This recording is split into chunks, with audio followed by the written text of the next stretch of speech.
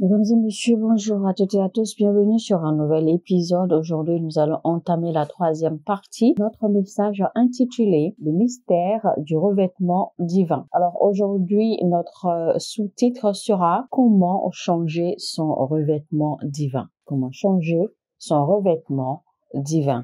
Ou comment changer son revêtement, son apparence. Évidemment, ce sera toujours avec le prophète Lovie Elias. Alors, installez-vous confortablement. Ce que vous portez sur vous détermine ce que vous attirez. Il y a des gens qui sont, il y a des gens qui sont champions dans la prière. C'est des gens qui ont une très forte habileté de prier tout le temps. Mais voici des gens qui ne sont même pas en mesure d'attirer aucune forme de faveur et de grâce vers eux. Il y a des gens qui n'inspirent ou qui n'attirent aucune faveur. Des gens qui n'attirent aucune grâce. Peu importe le genre de langue en prière que vous avez, peu importe le type de prière que vous déployez, peu importe votre style de prière, si votre revêtement interne n'est pas approprié, eh bien rien ne changera dans votre vie et rien ne changera autour de vous. Votre revêtement interne ou votre revêtement spirituel détermine où va votre prière. Votre revêtement spirituel détermine les anges qui vont travailler avec vous. La première transfiguration de notre Seigneur Jésus-Christ était quand il était allé sur la montagne pour prier. Sa deuxième transfiguration, c'était après sa mort, à sa résurrection. Parce que à sa résurrection, eh bien, il n'est pas sorti de la tombe avec les mêmes habits avec lesquels il avait été enterré. Il a laissé ses habits à la tombe et il est ressorti, d'accord, avec un revêtement interne, un revêtement intérieur. Il était complètement transformé et c'est pour cela que l'on ne pouvait pas le reconnaître. Jésus-Christ avait toujours son corps, il avait toujours sa voix. Mais ses vêtements étaient transformés. Donc, son apparence était complètement transformée. Ses vêtements n'étaient plus les mêmes. Et son revêtement intérieur n'était plus le même également. Mais il lui restait sa voix. Donc, c'était seulement par sa voix que l'on pouvait le reconnaître parce que, à son apparence, il était méconnaissable. On ne pouvait pas reconnaître que c'était Jésus-Christ parce que son apparence avait été transformée. Rappelez-vous quand Jésus-Christ est sorti de la tombe, quand Marie-Madeleine était allée le chercher, était allée en fait mettre du parfum sur son corps et qu'elle n'a pas retrouvé le corps de Christ, eh bien elle se plaignait. Et le Christ lui est apparu, mais Marie-Madeleine ne pouvait pas reconnaître le Christ puisque son apparence n'était plus pareille. Il a fallu que Jésus-Christ l'appelle pour qu'elle puisse reconnaître la voix de Christ pour savoir que c'était effectivement Jésus-Christ. La même chose s'est produite avec les disciples quand Jésus-Christ s'est manifesté au milieu d'eux. Jésus-Christ parlait, il discutait avec eux, mais ils ne savaient pas que c'était leur Seigneur jusqu'à ce que Jésus-Christ se soit assis avec eux pour partager le repas avec eux. Et c'est quand Jésus-Christ a brisé à partager le pain, c'est là qu'ils se sont rendus compte que c'était leur maître, notre Seigneur Jésus-Christ. Sinon, il a été avec eux, mais ils ne pouvaient pas le reconnaître parce que son apparence, évidemment, était transformée. Je peux vous annoncer que Dieu est sur le point de changer votre revêtement, changer votre apparence, que les gens qui vous connaissaient ne vous reconnaîtront plus. Rappelez-vous que les trois frères hébreux, les trois amis hébreux, Shadrach, Meshach et Abednego, qui avaient été jetés dans la fournaise ardente. Rappelez-vous que ceux qui avaient activé le feu, ceux qui avaient activé la fournaise pour la rendre beaucoup plus chaude, eh bien, ces derniers ont péri dans la fournaise, rappelez-vous. Ces derniers ont péri par la chaleur que dégageait la fournaise. Et même quand ils ont été jetés à l'intérieur de la fournaise, ceux qui les avaient projetés à l'intérieur de la fournaise ont été littéralement calcinés, littéralement transformés en poussière par la chaleur et le feu qui est sorti de la fournaise. Et pourtant, ces trois amis hébreux ont été jetés dans la fournaise et sont restés intacts à l'intérieur de la fournaise ardente qui a tué tous ceux qui avaient préparé la fournaise et qui les avaient jetés dans la fournaise. Donc, imaginez un peu l'intensité du feu qui était dans la fournaise pour calciner un être humain, pour transformer un être humain en poudre ou en cendre immédiatement, littéralement. Rappelez-vous l'histoire. Quand le roi a regardé à l'intérieur de la fournaise, eh bien, il s'est rendu compte que ces 3 Hébreux n'étaient pas du tout touchés par le feu. Il s'est rendu compte que même leurs habits, même leurs cheveux n'étaient pas du tout touchés par le feu. On aurait dit en fait qu'ils étaient à l'intérieur d'une chambre glacée. Parce qu'en réalité, on voyait le feu, ils étaient à l'intérieur, mais ils n'étaient pas touchés, ils ne brûlaient pas.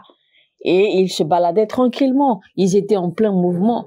Et le roi a constaté également qu'il y avait une 4e personne à l'intérieur du feu avec eux. Maintenant, l'on se poserait la question, pourquoi est-ce qu'ils n'ont pas été touchés par le feu?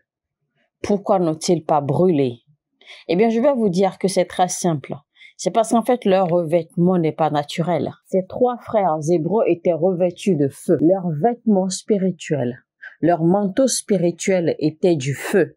Donc, ils ne peuvent pas être consumés par le feu, puisqu'ils étaient couverts de feu eux-mêmes. La raison pour laquelle les anges se manifestent dans les moments de trouble, dans les moments de tourment, dans les moments de problèmes, dans les situations difficiles, c'est parce que, eh bien, votre vêtement ou votre manteau spirituel a été activé. Et tant que vous n'avez pas eu certaines expériences difficiles ou certaines expériences de vie, certaines expériences qui mettent votre foi à l'épreuve, qui mettent votre chrétienté, votre relation avec Dieu à l'épreuve, eh bien, vous ne pouvez pas, vous ne serez pas en mesure d'activer le manteau spirituel que Dieu a destiné pour vous. Vous ne serez pas en mesure d'activer l'habit spirituel ou le revêtement, d'accord, que Dieu a prévu pour vous. Rappelez-vous l'histoire l'histoire de l'enfant prodigue et de son frère. Alors, le frère de l'enfant prodigue a toujours été à la maison avec son père, donc, et il n'a jamais reçu le nouveau vêtement. Par contre, le jeune frère, l'enfant prodige, en fait, qui s'est retrouvé dans des situations difficiles, qui a expérimenté une autre face de la vie, eh bien, à son retour, quand il s'est retrouvé, eh bien, il a reçu un nouveau vêtement. Il a reçu un nouveau costume, un nouveau revêtement de la part de son père. Alors, finalement, comment changer son vêtement spirituel? Comment changer son revêtement? Premièrement, ne faites pas attention à ce que les autres pensent. Parce que si vous êtes du genre à porter trop attention, à donner trop d'importance à ce que les autres disent ou à ce que les autres pensent, eh bien, il vous sera difficile d'être transformé. Il sera difficile que l'Esprit de Dieu vous touche et vous transforme ou vous change. Imaginez par exemple que Dieu ait dit quelque chose de vous ou que Dieu vous a donné une parole et que parce que les autres ou bien quelqu'un là dehors vous fait face et vous menace et vous dit que vous n'allez jamais réussir, eh bien vous prenez tellement peur que vous considérez beaucoup plus sa parole à lui que la parole que Dieu vous a dite. Si quelqu'un vous lance des déclarations qui sont contraires à ce que Dieu a dit de vous, eh bien vous n'avez pas à accepter. Parce que si vous donnez d'importance, si vous donnez trop de valeur à ce que les hommes disent de vous, aux paroles des hommes vous concernant, eh bien vous aurez ainsi permis aux hommes de vous habiller. Vous aurez permis ainsi aux hommes, d'accord, de vous faire porter le vêtement qu'ils veulent, n'importe quel vêtement, n'importe quel revêtement, n'importe quel manteau, et bien les hommes grand tâche, bien vont réussir, d'accord, à vous le faire porter. Et ceci à leur guise, parce que vous avez permis que leurs paroles vous pénètrent, parce que vous vous êtes accroché à leurs paroles, au lieu de vous accrocher à la parole de Dieu vous concernant. La majorité des gens qui ne réussissent pas, ou qui ont du mal à réussir, qui ont du mal à se lever, tant bien que mal, eh bien, ne sont pas ainsi à cause du diable forcément. Beaucoup sont ainsi, beaucoup souffrent, beaucoup ont des difficultés, beaucoup ont du mal parce que quelqu'un a parlé, parce que quelqu'un vous a fait porter un vêtement qui n'est pas le vôtre et vous l'avez accepté malgré cela. Vous l'avez accepté, vous avez cru en leurs paroles, vous avez cru en leurs déclarations et vous vivez avec. Donc le revêtement intérieur commence par la protection de vos pensées, de votre cœur, de votre esprit. Donc, vous devez faire attention à votre esprit, à votre cœur et à vos pensées. Vous devez donc protéger votre pensée comme il est écrit dans le livre de Proverbes, de garder son cœur. Vous devez donc garder votre cœur et vos pensées. Car la Bible dit que quelqu'un qui vit dans la chair, eh bien, rencontrera la mort. Car une vie dans la chair, c'est la mort. Mais une vie dans l'esprit de Dieu, c'est la vie. Donc celui qui vit par l'esprit de Dieu vivra. Mais celui qui vit par la chair, par le plaisir, par le désir, mourra. Vivre par la chair, c'est la mort. Mais vivre par l'esprit, c'est la vie éternelle. Donc, pour que vous puissiez avoir un habillement, un revêtement intérieur propre et désirable et acceptable pour la manifestation des œuvres de Dieu dans votre vie, eh bien, vous devez premièrement garder votre cœur. Comme il est dit dans le livre de Proverbes, gardez votre cœur, gardez vos pensées. Donc, vous avez le devoir de garder vos pensées, des choses que vous entendez, des choses que vous prenez à cœur, des choses auxquelles vous croyez, des choses auxquelles vous donnez attention, des choses que vous acceptez dans votre vie, des choses que vous admettez. Vous allez devoir apprendre à garder votre cœur. Les pensées et les dires et les déclarations d'autrui ou des autres ne devraient pas vous importer, ne devraient pas vous faire peur, ne devraient pas avoir autant de valeur à vos yeux que les paroles de Christ ou que les promesses de Dieu. Parce que si vous êtes tout le temps emporté par les opinions des autres, par les paroles, les pensées des autres, par les déclarations des autres, eh bien, il vous sera difficile d'être revêtu proprement par Dieu. Parce que les paroles des autres, ou alors les autres vous ont déjà revêtu de leurs pensées, de leurs paroles et de leurs désirs, et vous les avez admis. Donc, il sera difficile pour que Dieu vous revête. Vous savez, la peur est un revêtement. D'accord? La peur est un revêtement intérieur de votre âme ou de votre esprit. Le trauma également est un revêtement intérieur de votre esprit. Parce qu'il y a des gens tellement vous êtes traumatisés par les situations, par les événements qui se produisent autour de vous que vous êtes devenus conditionnés. Chaque fois que vous vous retrouvez, d'accord, devant ces situations ou chaque fois que ces événements se reproduisent, eh bien, vous avez une réaction automatisée déjà face à ces situations et vous ne pensez pas plus loin. Vous ne percevez pas plus loin. Parfois même, c'est vous-même qui imaginez déjà, d'accord, ces situations et vous êtes déjà conditionné par une certaine prédisposition à réagir de telle ou de telle façon. Pourquoi? Parce que vous avez déjà été traumatisé, parce que vous avez accepté l'idée, vous avez accepté la condition ou ce que le monde ou la vie vous a présenté. Vous les avez acceptés comme une imposition, vous les avez admis. Et donc, cela est resté en vous et il est difficile désormais pour vous de vous ouvrir, d'accord, à de nouvelles possibilités, de vous ouvrir à de meilleures possibilités. Mais de la même façon, heureusement, les choses positives, les événements positifs, les situations positives de la vie peuvent également vous conditionner, d'accord, à avoir une certaine prédisposition à réagir positivement face à certaines situations. Et ce qui va vous disposer plus aisément, d'accord, à être apte à de nouvelles opportunités ou à de nouvelles perspectives ou à de nouvelles dispositions. La façon dont vous réagissez face à certaines situations détermine ou démontre comment vous êtes revêtu de l'intérieur. Est-ce que vous réagissez négativement face à des situations? Est-ce que vous réagissez de par l'esprit? Prends par exemple l'exemple de Job. Job nous a démontré clairement comment il était revêtu de l'intérieur. Il était revêtu spirituellement. Il était bien stable spirituellement. C'est pour cela que n'importe quelle situation qui se présentait à lui, il n'a jamais oublié les promesses de Dieu. Il n'a jamais oublié la parole de Dieu.